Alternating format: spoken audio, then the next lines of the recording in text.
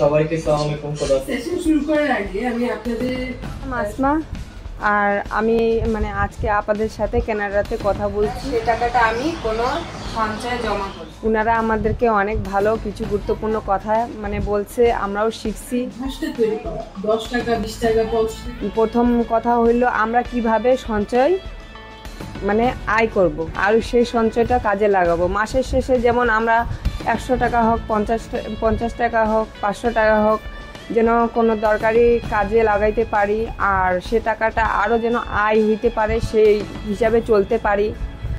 আপনি যখন একটা ঋণ নেবেন তখন থেকে কিস্তি শোধ করতে হবে এবং কতদিন ঋণ পরিশোধ একটা প্রেশারে ফেলতেছে মানুষ, যে আগে বুঝতে পারবে জানতে পারবে।